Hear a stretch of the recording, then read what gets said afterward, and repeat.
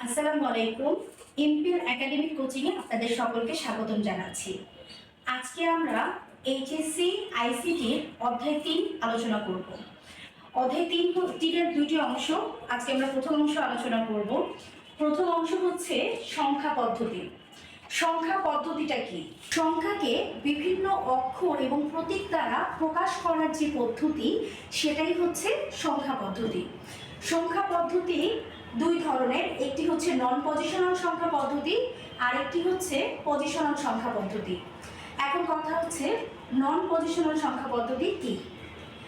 যেই সংখ্যা পদ্ধতিতে নির্ধারিত কোনো স্থানীয় মান থাকে না বা সংখ্যার মান নির্দিষ্ট থাকে না, সেই সংখ্যা পদ্ধতিকে নন পজিশনাল সংখ্যা পদ্ধতি বলে। এটির ব্যবহার বর্তমানে নেই বললেই চলে। প্রাচীনকালে হায়ারোগ্লিফিক্স পদ্ধতি এই নন পজিশনাল সংখ্যা পদ্ধতি ব্যবহার করে তৈরি করা হয়েছে।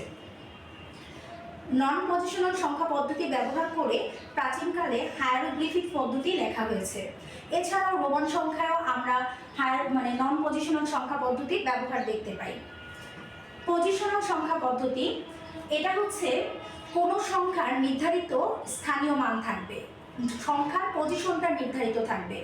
আর পজিশনাল সংখ্যা পদ্ধতিতে কোনো একটি সংখ্যার মান বের করতে হলে 3টি ডেটা প্রয়োজন।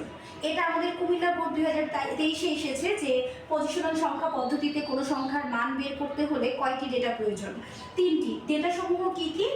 সংখ্যাটিতে ব্যবহৃত অঙ্কগুলোর নিজস্ব মান থাকবে, অবশ্যই নিজস্ব মান থাকতে হবে। 2 হচ্ছে সংখ্যা পদ্ধতির বেস বা ভিত থাকবে। 3 সংখ্যাটিতে ব্যবহৃত অঙ্কগুলোর অবস্থান বা স্থানীয় মান। এই 3টি বৈশিষ্ট্য যদি কোনো সংখ্যায় থাকে, তাহলে আমরা সেটাকে পজিশনাল সংখ্যা পদ্ধতির সংখ্যা বলতে পারি। পজিশনাল সংখ্যা পদ্ধতির প্রতিটি সংখ্যাকে একটি র্যাডিক্স পয়েন্টের সাহায্যে পূর্ণাংশ এবং ভগ্নাংশ এই দুই ভাগে বিভক্ত করা যায়। র্যাডিক্স পয়েন্টের আগে যে অংশটা, এটা হচ্ছে পূর্ণাংশ, এবং র্যাডিক্স পয়েন্টের পরে যে অংশ, সেটি হচ্ছে ভগ্নাংশ।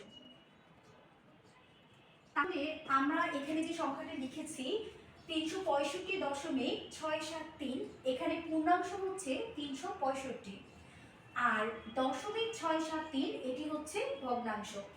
আজকের ক্লাস এ পর্যন্তই থাকলো। আশা করি ক্লাসটি সবার ভালো লেগেছে। ক্লাসটি যদি ভালো লেগে থাকে তাহলে পেজে লাইক দিয়ে পাশে থাকার অনুরোধ করছি। আল্লাহ হাফেজ।